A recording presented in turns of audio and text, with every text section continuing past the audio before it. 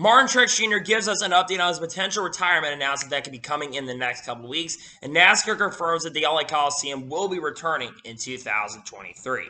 What's going on, guys? It's Daniel, and welcome back to your video. We've got a ton of NASCAR and other motorsports stories discussed here today on the channel. Let's go ahead and just jump straight into those really quickly.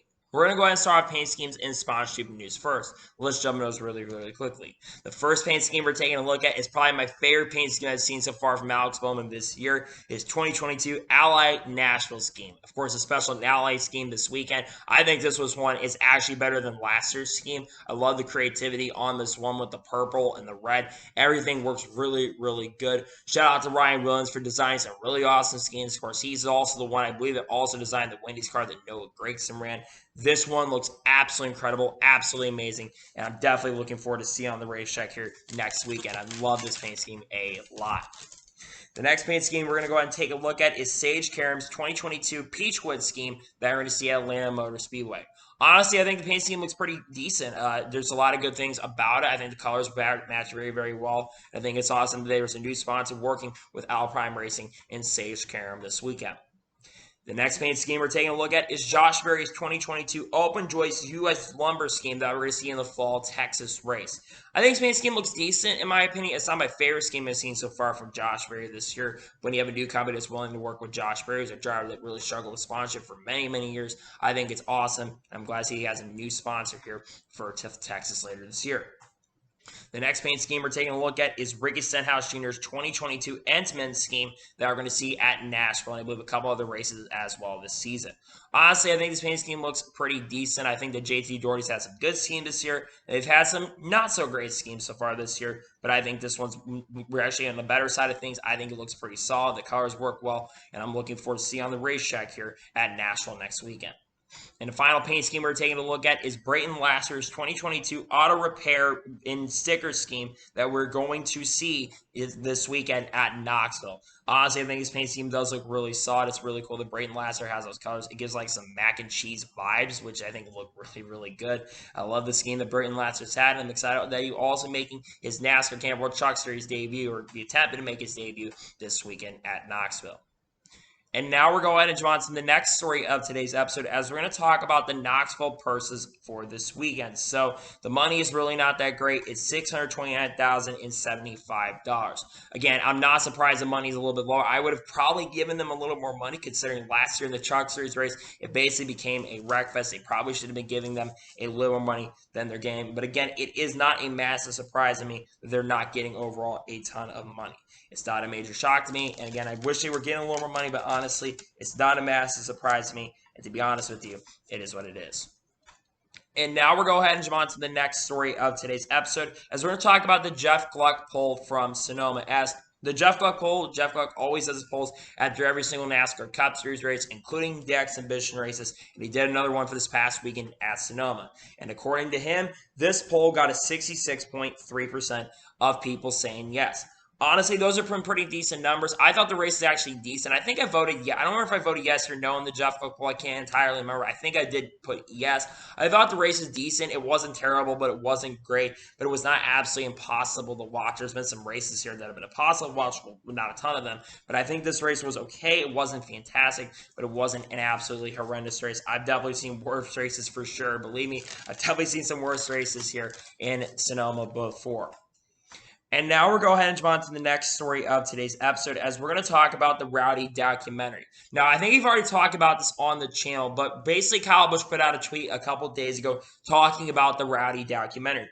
And the Rowdy documentary is going to be premiering next Thursday on June 23rd in Nashville. Then I think there's going to be after Red Car Party, I think on June 29th, I think about 6 days later, this will be the Rowdy documentary. I think this will also be coming out in theaters as well. Honestly, looking at the trailers and stuff for what I've seen, I think this absolutely looks freaking amazing. I think it's going to be really good what they've been able to do. And honestly, I think the fact that they have a documentary from Kyle Busch, which it's all going to be positive. Some people have said it probably should be negative, but it's going to be positive stories for Kyle Busch, and also probably some negatives, are probably mostly positives. I think it's really awesome, and I'm happy to see that they are doing a documentary around Kyle Busch.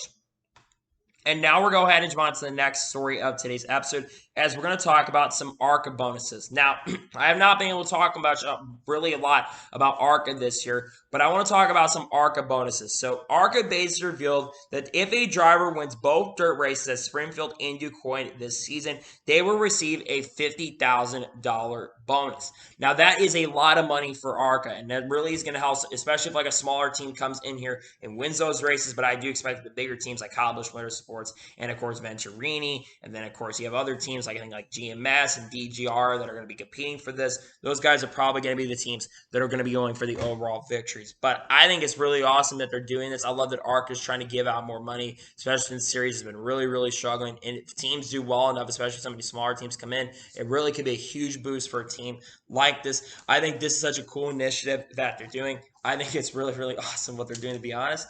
And I think it is absolutely a really good thing, to be honest with you. And now we're going to go ahead and jump on to the next story of today's episode, as we're going to talk about Hendrick Motorsports. As during the NASCAR Cup Series race at Sonoma, while Hendrick Motorsports' finishes really did not go well, they made history on Sunday, as after leading around 52 or 53 laps in this race, Hendrick Motorsports became the first team to lead 100,000 miles in the NASCAR Cup Series. Now, that's almost equivalent to almost 10 years in the NASCAR Cup Series. That means they almost led a decade of miles so far this year in the Cup Series. Hendrick Motorsports is the best team in NASCAR history. There's absolutely no doubt about that. They've done a lot of great things, and I know this year they're trying to win another championship. They've won the last 2 straight championships, and I think Hendrick Motorsports is a collective team. They've got a strong parent. I would not be surprised if they get to 200,000 miles in the next couple seasons. I think for them, though, to lead 100,000 miles in NASCAR is absolutely incredible and absolutely amazing. And now we're going to go ahead and jump on to the next story of today's episode, as we're going to go on the opposite side of direction and talk about Toyota. Now, Toyota, this past weekend at Sonoma, really, really struggled. And it struggled so bad that Kurt Busch was the highest finishing Toyota at Sonoma in 18th. This is the first time that Toyota has failed to finish in the top 17 in a NASCAR Cup Series race since, I think, Phoenix of 2007. So, almost 15 years ago was the last time Toyota struggled.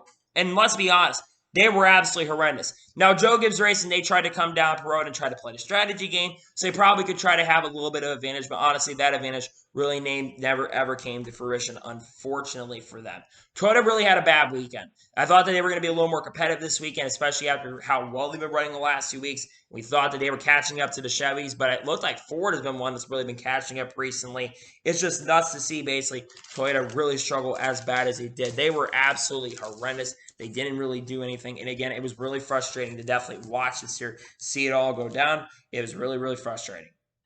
And now we're going to go ahead and jump on to the next story of today's episode, as we're going to talk about Atlanta Motor Speedway. Now, Bob Pockrass reported yesterday morning that they have basically made a decision and made some changes in regards to Atlanta Motor Speedway.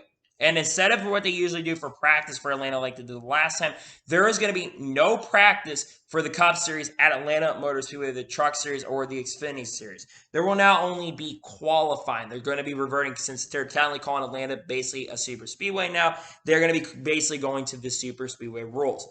I do not entirely agree with this for one reason only. Well, they actually did get a little bit of practice, but I think that they honestly should have practice for the super speedway races. I think a little bit of practice. I understand you're trying to save the team's money, and you don't need to give them a lot of time, but I think a 20 or 25-minute warm-up, at least for the super speedway races, I think really would come into play and really come into fruition. I just don't entirely understand why they're doing this. I don't entirely get it and don't understand. I understand it's their decision that they want to make, but I'm not overall the biggest fan, to be honest with you, of them basically not giving them a little bit of practice for Atlanta. I just think they should be giving them practice, and I don't understand why they're not giving them practice for Atlanta. And now we're going to go ahead and jump on to the next story of today's episode, as we're going to talk about Cheez-Its. As Adam Stern reported yesterday that Cheez-Its is getting back into NASCAR to promote its Pup D product that will be promoted at Nashville, Atlanta, Michigan, and finally in Richmond in late August. This is so cool. The last time that Cheez-Its was in NASCAR, I think it was around 2016 or 2017. They've not been in NASCAR for the last 4 or 5 years, and I think that they might have something to do, maybe sponsoring somebody in the future. I really don't know, but we've been seeing a lot more sponsors that haven't been in NASCAR in years starting to come back. We've got Winston kind of back in the sport. They'll be at Pocono with the Sheets brand. There's a lot of different brandings and fundings that are coming in very recently, which I think is really awesome. And just seeing Cheez-Its come back into NASCAR after so many years being gone, I think it's just incredible to see what is happening with NASCAR. I know there's some things NASCAR can definitely do for sure, but seeing Cheez-Its come back into NASCAR, I just think is absolutely amazing. I think it's just so cool to see that they're bringing Cheez-Its back into NASCAR, even if it's just for a couple weeks. I think it's just amazing to see that Cheez-Its is coming back into NASCAR. And now we're going to go ahead and jump on to the next story of today's episode, as we're going to talk about Brayton Mitchell. As Brayton Mitchell is going to drive the 53 for Sparks Motorsports this weekend at Knoxville. I believe that Brayton Mitchell is basically of course a brother of someone that we'll be talking about here in a minute. I think Brayton Mitchell has a lot of dirt experience, I think in the USAC series and all that, so I think that's why they're bringing him in. This is also, I believe, is the first time that Sparks Motorsports has entered in at the NASCAR Campbell Truck Series this season so far. First time we've seen the 53. I think the truck looks really, really good.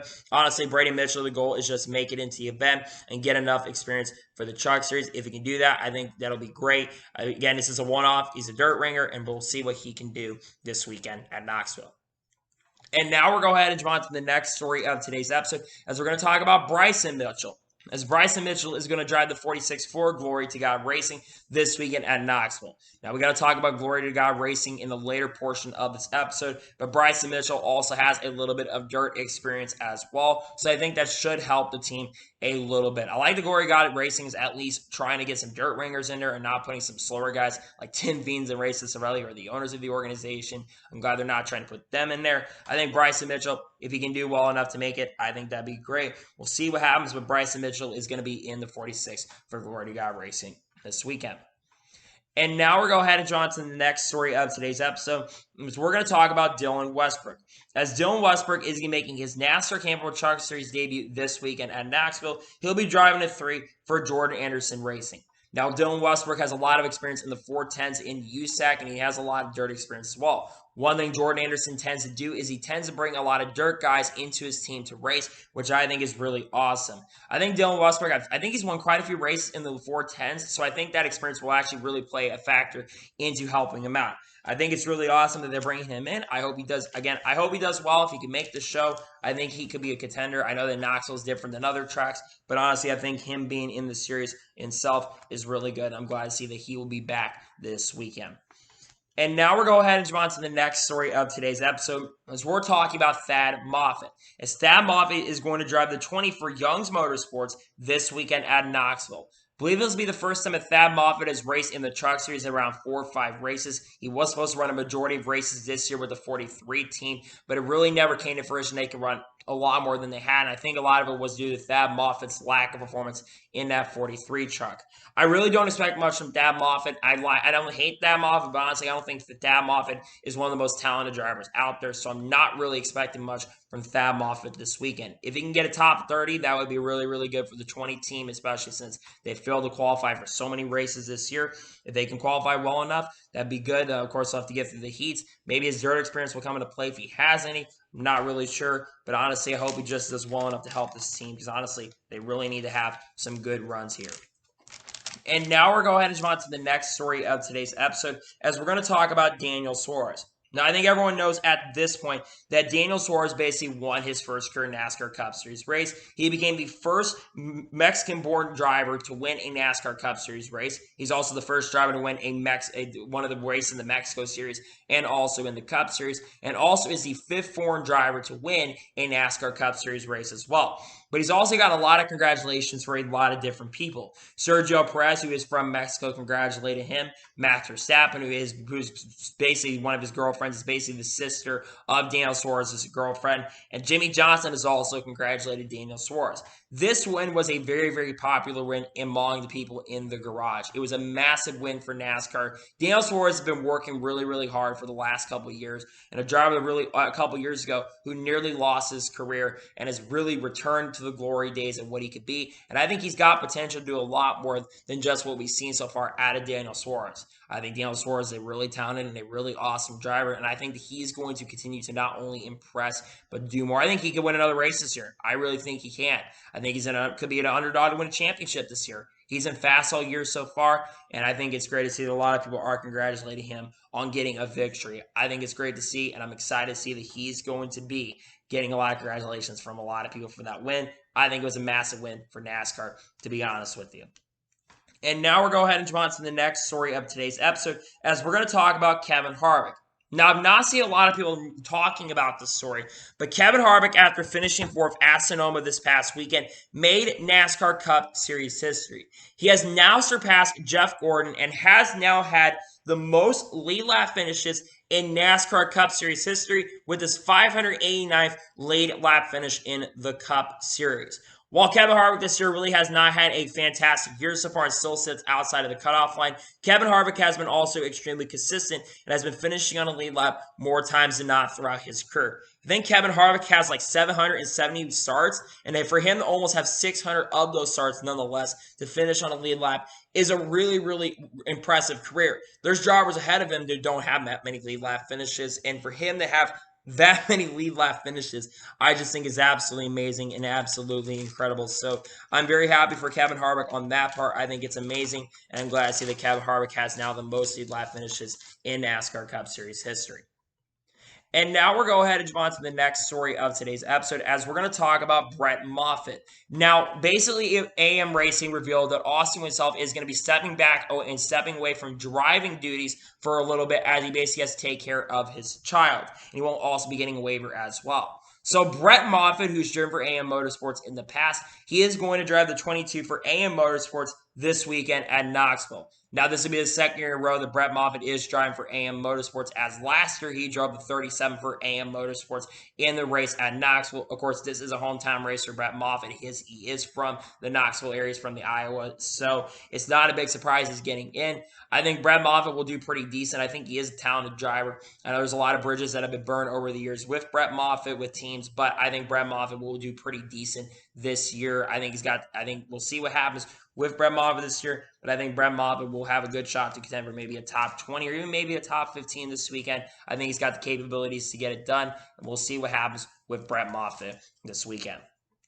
And now we're going ahead and jump on to the next story of today's episode, as we're going to talk about Buddy Kopfoyd. As Buddy Kopfoyd is returning to the NASCAR Camp Road Truck Series, is driving a 51 for Kyle Busch Motorsports this weekend at Knoxville.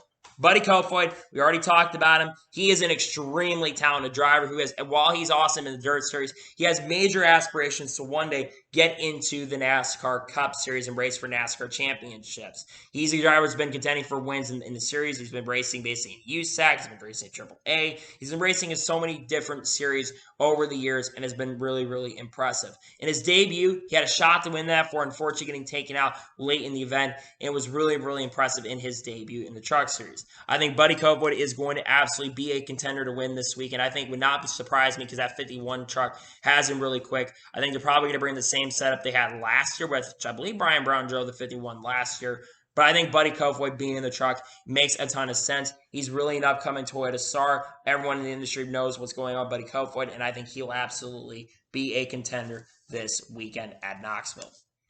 And now we're going to go ahead and jump on to the next story of today's episode. As expected, let's talk about Tyler Carpenter. As Tyler Carpenter is officially confirmed that he'll be driving the 41 for Niece Motorsports this weekend at Knoxville. Now, a lot of people need to know the story of Tyler Carpenter. Tyler Carpenter won the Gateway Dirt Nationals, and whoever won the Gateway Dirt Nationals, they will be getting a ride with Niece Motorsports. Tyler Carpenter had probably one of the most passionate and best interviews I have seen in the last couple of years. And he's a driver that just really doesn't care. He's been grinding for many, many years. He raced over there. He's won a lot of races in the Gateway area. He's from St. Louis area in Illinois as well. He's been racing for a long time. This guy is going to be so fun to watch. If he wins this weekend with Niece Motorsports, which I think that truck is capable, I want to see him go balls to the wall and give one of the best interviews. He'll probably clean it up a little bit because he's in NASCAR, but I will say his interview skills are absolutely funny to listen to and funny to watch, and I'm excited to see that Tyler Carpenter is getting behind the wheel with Niece Motorsports this weekend. And now we're going to go ahead and jump on to the next story of today's episode, as we're talking about Todd Gillan. As it was confirmed yesterday that Todd Gillan is going to drive the 17 for DJR Racing this weekend at Knoxville. Todd Gillan, of course, who currently drives the number 38 in the NASCAR Cup Series with Front Row Motorsports, has had an okay year in the Cup Series so far for the equipment that he has been in. Todd Gillan also has not raced in the Truck Series since he left last year, but I think that he will be someone to watch for in this race. I think it was really fast in last year's race at Bristol Dirt. I know that people really don't think Todd Gillan's that great, but it doesn't make it really surprising he's with his dad's team, considering his father owns DGR Racing. Who would have thought at this point? But I think it's really awesome to see that he is going to be making his back in the Truck Series. He's, I believe, the only Cup driver, full-time Cup driver that is racing in the Truck Series this weekend. So I think that's really, really cool. So overall, I think that Todd Gillan will be somewhat of a contender to win the race. He's going to have to beat some really talented and really good drivers to go out there and win. But I think he'll be really, really competitive. I think he's got the capabilities to get it done. And in all honesty, in all seriousness, I cannot wait to see him back in the series. I think it's awesome, and I cannot wait to see him back in the series. And now we'll go ahead and jump on to the next story of today's episode, as we're going to talk about the Coliseum Grand Prix. Now, Jenna Fryer reported yesterday that Stefano Domenicali, who is the CEO and president of Formula One, he says that Stefano Domenicali has traveled to South Africa after basically being in Baku for the Baku GP, which we're going to talk about here in a second. He traveled out to South Africa to try to bring back the Coliseum Grand Prix. Now, for a lot of you who do not know, the Coliseum Grand Prix was a race in South Africa in the 1980s, but they have not raced in South Africa since the late 70s and the early 80s. They have been talking about Formula One while they've been talking about expansion in the United States. They've been also wanting to get to Africa, once again, get back to Africa. The goal for next year when it comes to the scheduling is they're expecting to have a 24-race season, which is going to be a very long schedule. In fact, one of the longest schedules for Formula One they have ever had. But I think a lot of it is the demand. A lot of countries and a lot of areas really want a race to happen in Formula One. So it is not entirely a major shock and surprise to me that they're wanting this to happen. And I honestly hope it does happen. I think it is going to happen. They're going to be racing in South Africa next year. I know a lot of drivers like Lewis Hamilton have been wanting to get back to Africa. I think it's for a race there. I think it looks really, really exciting. Very, very great. And I'm very happy to see that basically they're going to try to bring back the Coliseum Grand Prix. I think it's amazing. I hope that it does come back. I think racing in South Africa would be absolutely amazing, to be honest with you.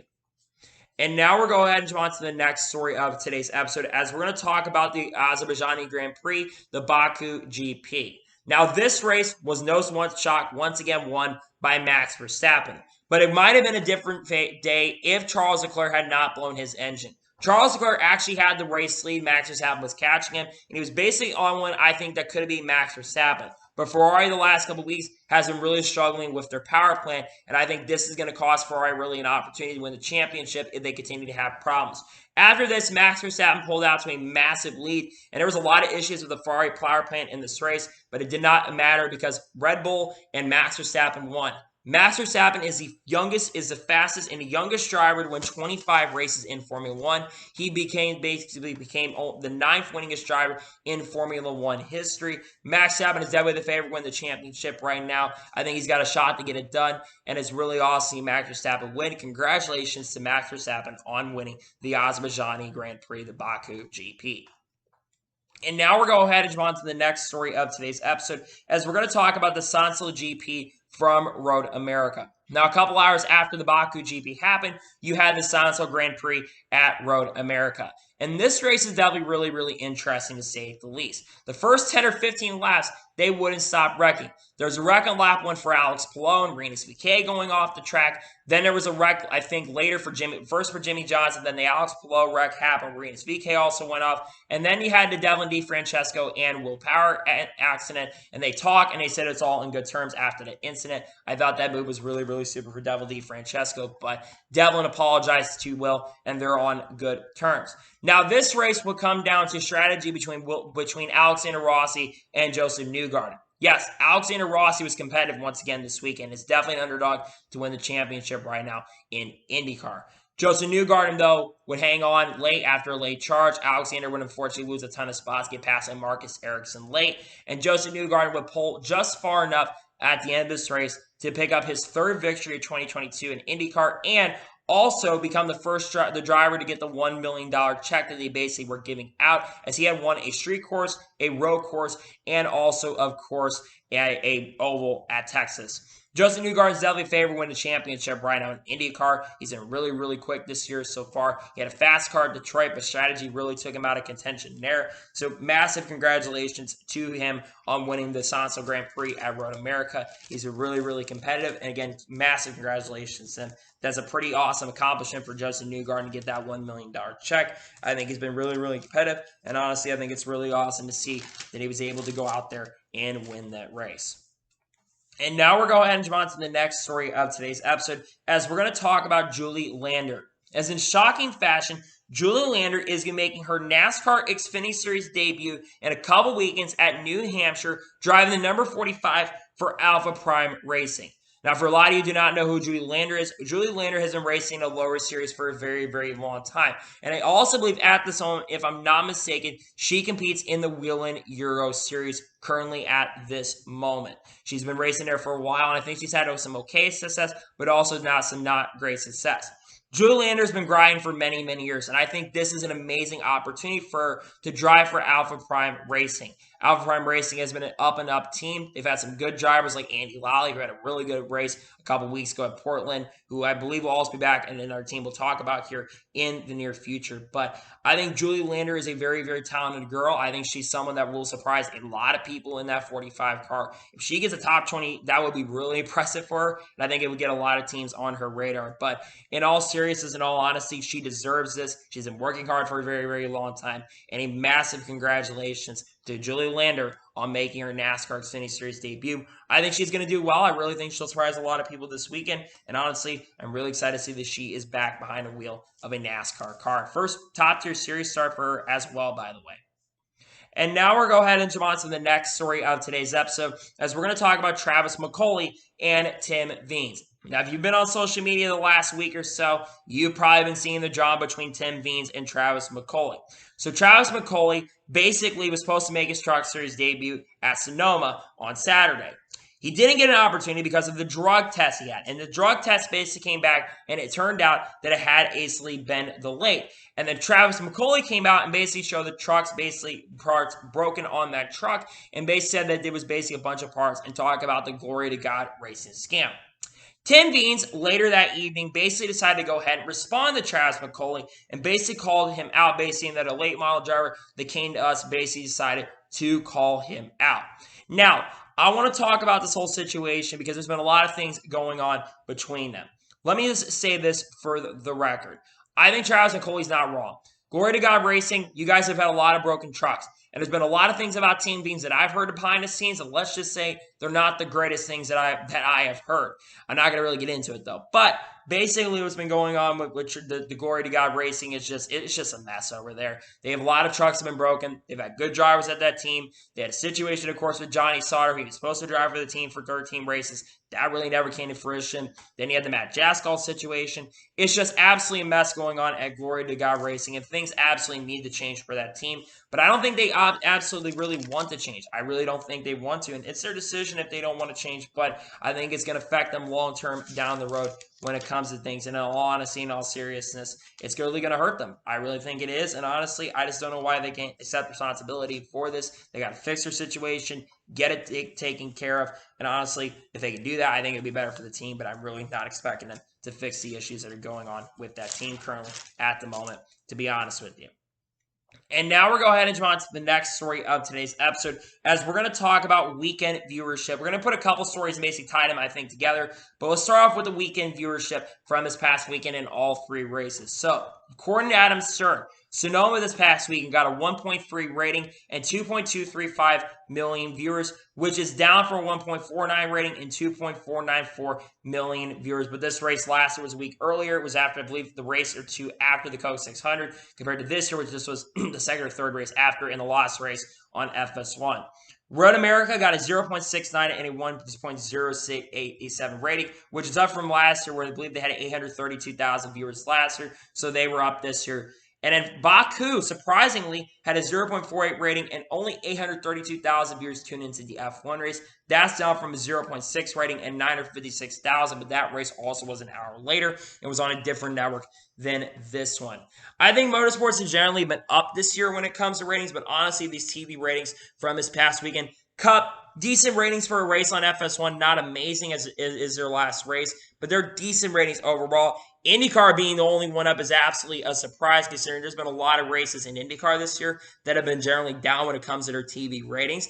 I think it's good to see IndyCar up. And then F1 being down, I think there are some factors playing into that, but I still think the 18-49 demographic was probably almost better than the Cup Series. Basically, despite the fact that the Cup Series nearly had triple the viewership that F1 had this weekend, I think what'll be a good sign tell for F1 is the Montreal race coming up this weekend in Canada, as it's going to be the first Canadian Grand Prix since 2019, which I'm really looking forward to, and I'm really excited about that. But in all seriousness and all honesty, the weekend viewership is decent. It's not amazing in any shape or form, but it is overall decent, and it is good to see at least people are tuning into the races. I wish more could tune in, but overall it is what it is, and that is your weekend viewership from this weekend.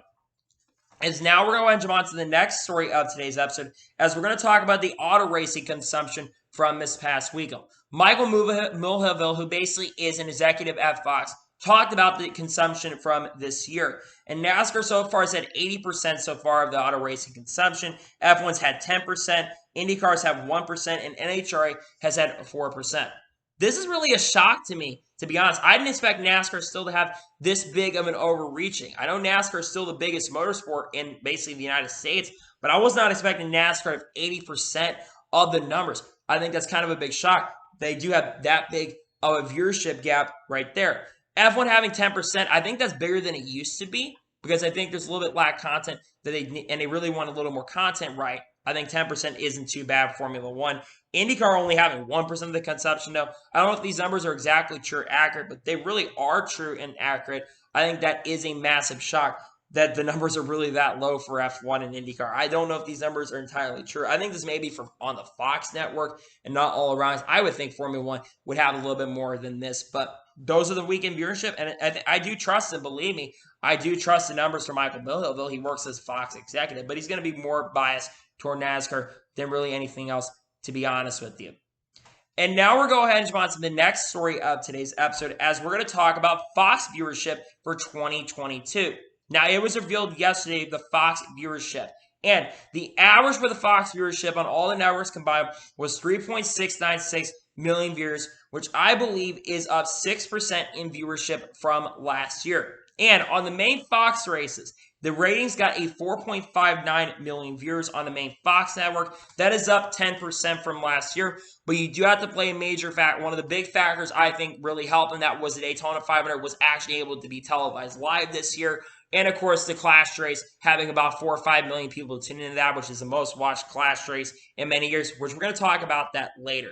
I think Fox being up in viewership, regardless of what races were big or not, I think overall is a really, really awesome thing. I think those are some solid numbers for sure. You almost have 4 million viewers on average for Fox. That's pretty good numbers. That's average numbers for a usual Cup season. I think NASCAR does have a bright future for itself going forward. But again, for them to have decent numbers like that, I think that's overall a good thing. Nothing to say there. And honestly, I think it's great to see that over 4.59 on the main Fox network. Again, that's up 10% from last year. So that's like a 500,000 increase of fandom, which again, I think is really, really amazing to see the viewership is up in any sort of capacity this year. I think it's amazing, and I'm very happy to see the Fox viewership is generally up this year. I think that's overall great, and I think it is very exciting, to be honest with you. And now we're going ahead and jump on to the next story of today's episode, as we're going to talk about some massive penalties. Now, as expected, there's this big suspension that has happened. Cliff Daniels and 2 crew members have been suspended for 4 races after the tire came off at Sonoma this past weekend. Now, Hendrick Motorsports, unlike Joe Gibbs Racing, they are not planning to go ahead and appeal the penalty. They're going to accept the penalty. That means that Cliff Daniels, including that, it's actually 5 weeks since this is an off week, but Cliff Daniels will be off at Nashville, then he'll be off at Road America, then the race after that, Atlanta Motor Speedway, and then I think it'll be New Hampshire as the next race that they will be off. So it's going to be 4 races where Cliff Daniels is not going to be on. Of course, this is the 10th or 11th team so far that's been affected by the tire penalties. I think that is the 10th points-paying team so far, the ninth points-paying team so far that's been affected, and the first Hendrick team to be affected by these rules. And we almost saw it with Chase Elliott, too. We almost had 200 cars had their tires come off because the wheel nuts lugs were not tight. I do think something has to be fixed with the tires, but I also think teams are playing a factor into the cambers as well. I think some of the guns also, though, have been having really big issues, too. So I think that's also playing a contributing factor why we're seeing a lot of issues, even almost halfway through the season. I would have thought by now, to be honest, that these issues were going to be resolved. But I will also say this. I think at least for this year, the penalty needs to be reduced. I think it needs to go down from 4 to 2 race suspensions. I think you do need to have suspensions because if a tire goes off and goes on track, that could be extremely dangerous and really, really dangerous for the competition. But I will say I think the penalties absolutely do need to be reduced in some capacity. I do agree with a lot of people on that. And honestly, I think they do need to go ahead and reduce some of the penalties. You don't have to go overboard reducing the penalties, but some of the penalties absolutely do need to be reduced, in my opinion. But again, I think it's the right call. It sucks for Kyle Larson. He's not going to have Cliff Daniels, but I've heard that Jesse Saunders is probably going to be the crew chief, which I think Jesse Saunders is honestly a good pickup as someone that they can honestly use. Really unfortunate what happened to Kyle Larson's pit crew, but it is what it is. And honestly, they're just going to have to accept the penalty and move on, which I think they will be able to do that. And honestly, for them, it just is what it is. And now we're going to go ahead and jump on to the next story of today's episode, as we're going to talk about Andy Lally. As Andy Lally revealed on social media, that he'll be driving for the number 08 for SS Greenlight Racing for the remainder of the road course races this season with that team. That'll be Road America, the Indy Road Course, and the Roval. There might be another one that I forgot, but it'll be at least 3 more races that Andy Lally will be behind the wheel with SS Greenlight Racing. I think Andy Lally is a very, very talented driver. He had a really impressive performance in the 44 car for Alva Prime Racing. And anytime you have him on a road course, you know he's going to be somewhat competitive. I know that 08 car has not been the most competitive team, to say the least, but I think having him in the 08 car will be one. We'll kind of evaluate the road course program. He'll probably be able to help out Joe Graf Jr. when he's behind the wheel. And I think, again, I think that Andy Lally is going to surprise a lot of people in these races. I would not be shocked in those races if he gets some top 15s or maybe surprises and gets some top 10s. I think those cars are capable of top 10 speeds. So I really am excited to see what he can do behind the wheel of those cars. Again, having him back in that series, I think is overall a really, really solid thing. Very exciting for sure, and I'm glad to see that he'll be behind the wheel of the 08 for SS Greenlight Racing. And now we're going to go ahead and jump on to the next story of today's episode, as we're going to talk about Lando Norris. Now, someone I talked to in the industry basically reported this a couple days ago. Austin Konensky works at Sports Time. He reports that Lando Norris, in an interview recently, said that Lando Norris is interested in NASCAR and he's interested in trying out a NASCAR stock car. Now, Lando Norris, for those that don't know who are not in the Formula One world, Lando Norris currently drives for McLaren in Formula One. And Lando Norris also, if you've actually watched a lot of his streams, he actually does some stock car racing on iRacing. So Lando Norris does know these stock cars, though I basically will say that a stock car in iRacing is much different than a stock car in real life. But we've been seeing more drivers that have been really interested in racing in NASCAR from the Formula One and IndyCar side of things. Julio Castillo, he's shown some interest. Daniel Ricciardo, he's shown some interest. Jimmy Johnson, who used to be a NASCAR driver, is looking to maybe at one point come back next year, and Justin Mark said it. You've got Kimi Räikkönen, who was in Formula One last year, champion of Formula One. He's going to be doing it. I think there is more drivers that want to come and try out NASCAR. NASCAR is such an intriguing sport. So many drivers. We've had Lewis Hamilton get behind the wheel and do the swap with Tony Stewart. Tony Stewart drove an F1 car at the Mobil 1 thing. And, of course, Lewis Hamilton drove Tony Stewart's 14 car in 2011. I think it's just great to see that so many drivers are interested in NASCAR and racing in it. I think when you have more teams and more drivers interested in doing it, I think overall it's a very, very exciting and a really, really awesome thing. So I think it's really awesome. Lando Norris is showing some interest in NASCAR. I hope he does at one point come and try it out. Why not? Come try race car. Why not? Maybe when you go to COTA, get in that 3 car and see what happens. You saw what Daniel Ricciardo did. Get behind the wheel one day of driving. I think you all saw what Daniel Ricciardo was doing and saw that. And I think it just shows that F1 drivers right now are really interested in other sports. I think it's really, really exciting and honestly really cool that Lando Norris is interested. If he had to, get him in the Trackhouse car one time. I like to see what he would do. And honestly, I think it is very, very exciting that he's showing some interest in NASCAR. And now we're going to go ahead and jump on to the next story of today's episode, as we're going to talk about Matt DiBenedetto. Now, Matt DiBenedetto this past weekend was being interviewed by the media, and Bob Poggers asked about what has Matt DiBenedetto thought about coming back to Cup. Matt DiBenedetto says that he is happy driving for Rackley WAR Racing and has not paid attention to what Cup rides are open to see if he is a candidate to return to the Cup Series or not at this time. I think Matt DiBenedetto is being very smart here. Of course, last year, Matt DiBenedetto drove for Wood Brothers Racing for 2 seasons in 2020 and 2021 and didn't have the greatest performances, but I will say compared to Harrison Burton, he was definitely a lot better. Now, so far this year, Matt DiBenedetto has driven for Rackley WAR Racing, and while he's not a championship contender like some of us probably thought, I didn't think that it would be, but some people thought he was going to be a playoff contender. He actually is somewhat a playoff contender this year in the Camping World Truck Series, and he's made Rackley WAR Racing, that team, a much better team than I thought they were going to be. I thought he was probably going to be a top 20 driver and maybe an outside shot to make the playoffs, and honestly, he's impressed me somewhat this year. He's had top 5 and top 10 speed, and you have to remember last year too, that team with drivers like Josh Berry, who I think is a really talented driver, outside of Knoxville, they really, really struggle. And I think what Matt DiBenedetto is really showing is I think he's capable of getting it done behind the wheel.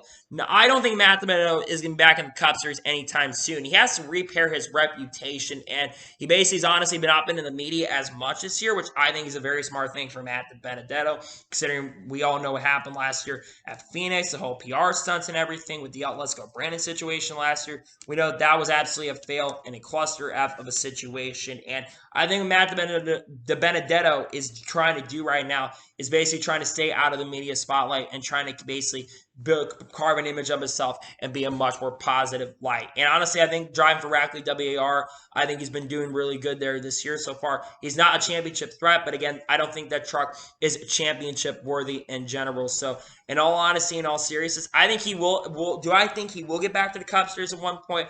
I think at some point he will. I don't think it'll be for a long time, though. Maybe NY Racing tries to pick him up if they come back. So we haven't seen NY Racing race in a long time. But in all seriousness, in all honesty, I want to see hopefully Matt DiBenedetto at some point will come back to NASCAR Cup Series competition, but I think him being focused on trucks, because again, he's getting up there in age too. You think about it, Matt DiBenedetto, I believe, is 31 or 32 years old, so his opportunities are definitely going to be getting less and less more of opportunities. So I think that's why he's focusing on trucks. And in all honesty, in all seriousness, I think he should absolutely continue focusing on the truck series. I think he should, and I think he's being smart by doing that. And now we're going to go ahead and jump on to the next story of today's episode, as we're going to continue talking about the Ross Chastain, Denny Hamlin, and Chase Elliott situation. Now, Ross Chastain, Denny Hamlin, and Chase Elliott were asked this weekend about that. Ross Chastain was the first to speak. He says that he spoke to Denny Hamlin and Chase Elliott and basically said that he basically talked to them about the situation. He says that they know where they stand. Denny Hamlin says he doesn't view anything different from Gateway, but basically says that he talked to him and basically feels the same way that he felt last week at Gateway. Chase Elliott says that Chastain would basically want the same of basically keeping it clean, and they talked about it, and it seemed like everything is on good terms, at least with Chase Elliott and Ross Chastain. Now, we actually saw how they raced each other this weekend at Sonoma, and they raced each other very, very clean. And Denny Hamlin talked about this last week. Now, for a lot of you who do not know what happened, basically last week, Ross Chastain got into a lot of trouble and was basically getting involved in a lot of incidents. Chastain caused a lot of wrecks and some incidents. First, with Denny Hamlin. Ross Chastain got really frustrated with Denny Hamlin at Gateway and ran into the back of him and turned Denny Hamlin.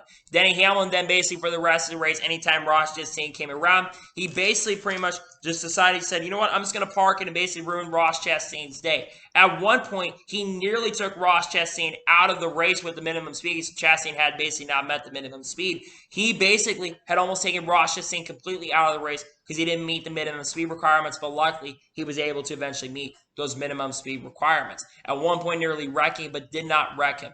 Chastain, after the race at Gateway, he took responsibility and apologized. And I think Ross Chastain also this weekend, here at Sonoma, though, he didn't really mess with those guys. Ross Chastain really basically, he said he has to learn his aggression, which he did cause some aggression. And honestly, he's not making any more friends. He basically got into Austin Dillon at Sonoma and also mirror drive Kyle Larson.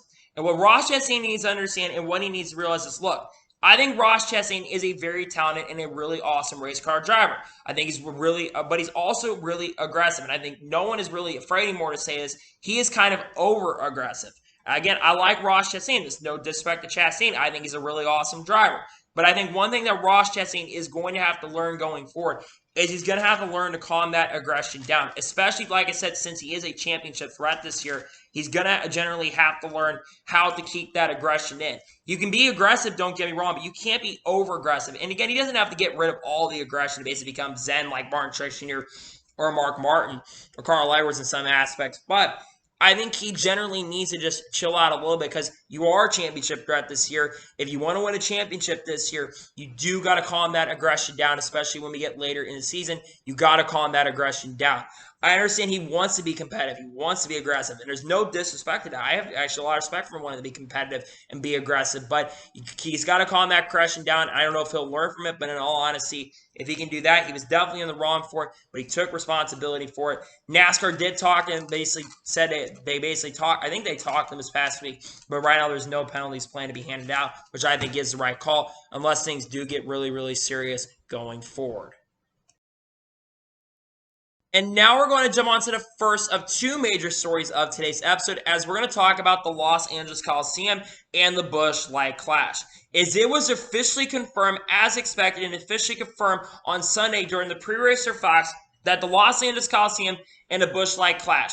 The Busch Light Clash is officially returning to the Los Angeles Coliseum on February 5th, 2023, meaning that once again there will be a bye week in between the race after the Clash in the Daytona 500, and this race will open up once again on February the 5th in the quarter-mile Coliseum. I would expect the format for this year, this race once again will be similar to last year's. It will basically be the same.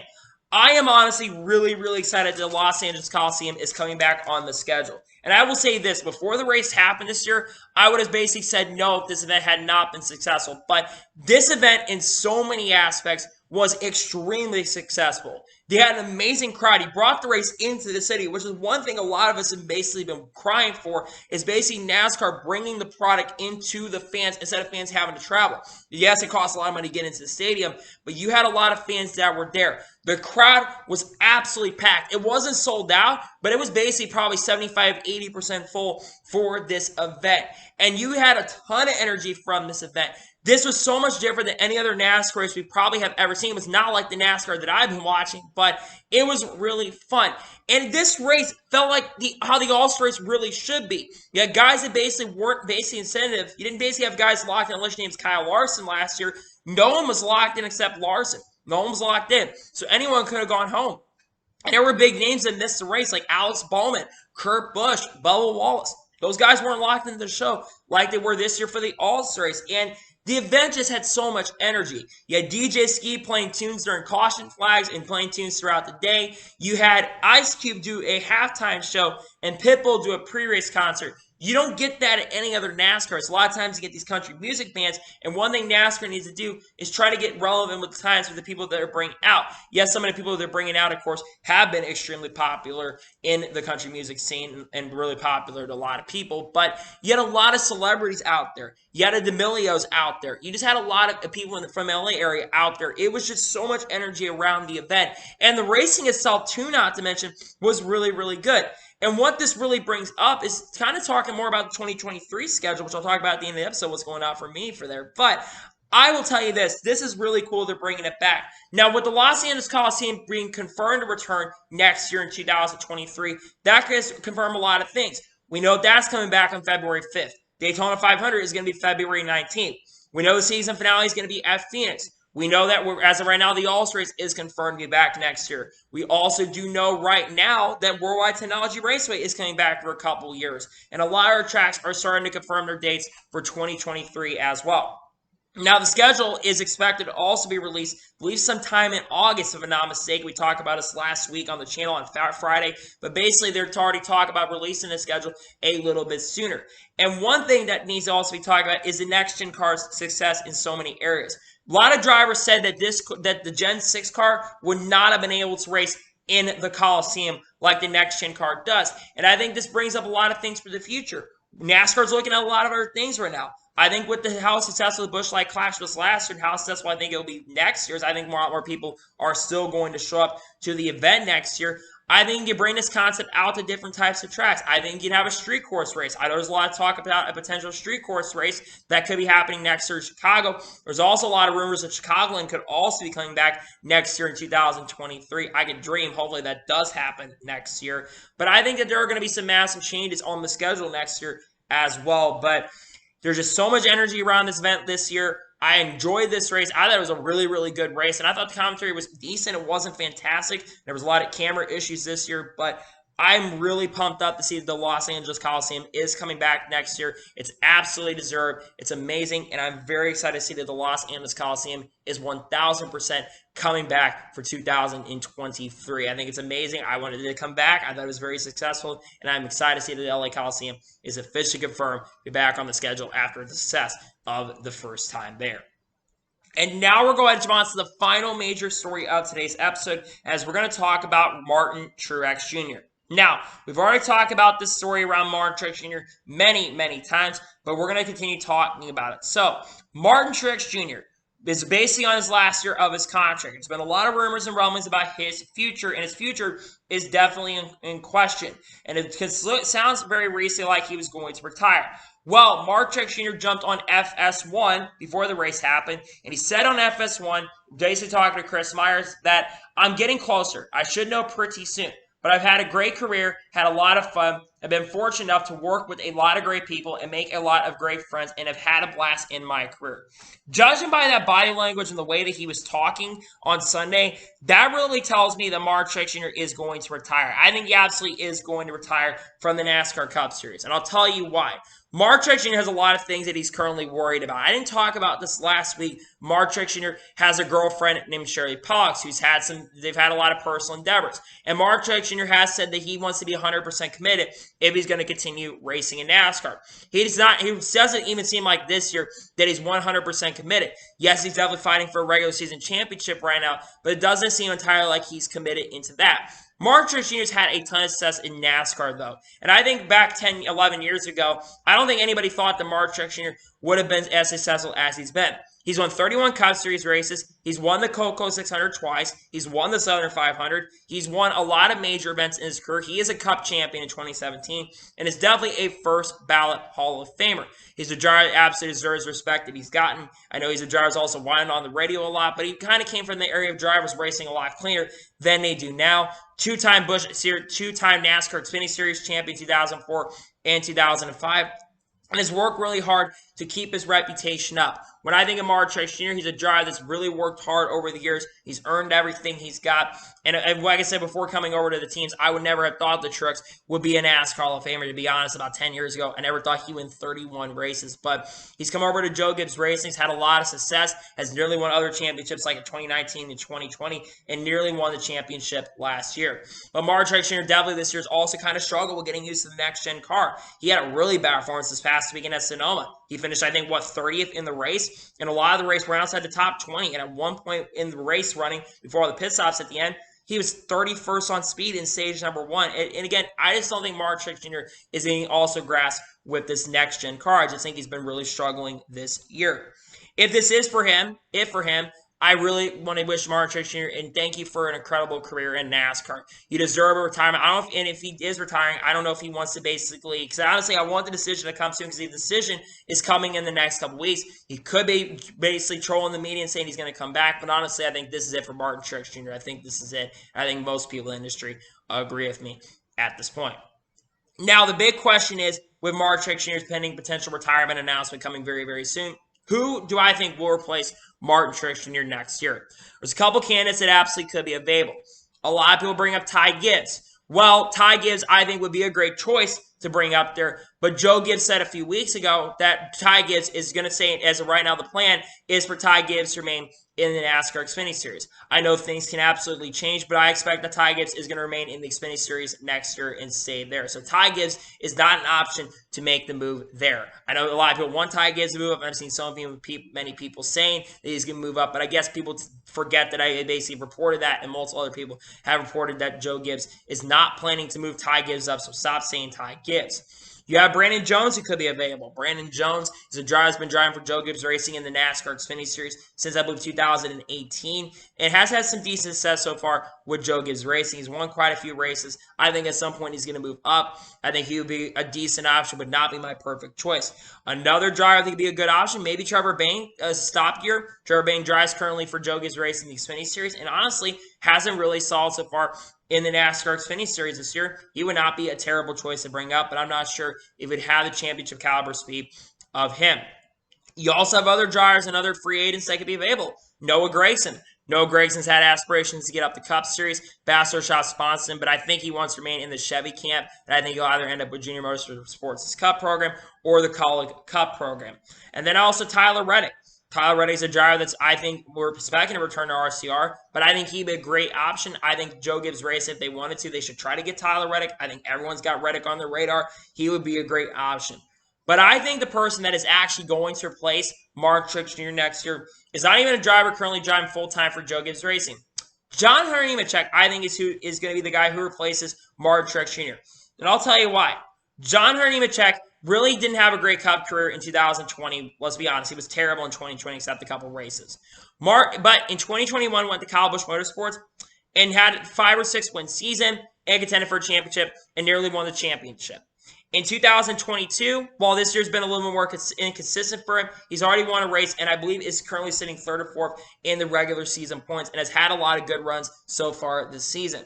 And he's also, when he's driven for Joe Gibbs Racing, he's been contending for wins or winning races this year. He's been close to winning multiple times and has shown a lot of pace. And I think John Hunter would be a great option. Plus, 23-11 Racing at the moment is not planning to expand. So I think that it's going to be John Hunter Nemechek who is going to replace him. I think he'd be my personal choice to get into the 19 car. I think he's a talented driver. But transitioning back to Martin Truex Jr., if this is it for Martin Truex Jr., I think he's had a great career and deserves a lot of respect for everything that he's been able to do. And he definitely is a first ballot Hall of Famer. So anyway, that is here for today's NASCAR and Motorsports video. I want to thank you guys for watching. Please subscribe to the channel, notification on so you be notified when a video does go live on my channel. Follow me on Twitter, Facebook, and Instagram, and support me on pages. So let's get you below over that and comment your thoughts on today's video. Do you think Martin Truex Jr. is actually going to retire from the Cup Series or not? Let me know in the comments below. And what are your thoughts about the Los Angeles Coliseum returning to the Cup Series in 2023? Let me know in the comments below. Tomorrow on my channel, we're going to be having my 2023 NASCAR Cup Series schedule predictions. That's going to drop tomorrow morning. And then on Friday, if there's not a lot of NASCAR news, I might be dropping a silly season predictions video once again for 2023. Keep your tabs up as that might be coming out as well. So anyway, like I said, I want to thank you guys for watching today's video. And I'll see you guys next time for some more great, awesome NASCAR and other motorsports content on the channel like this. Take care, everybody.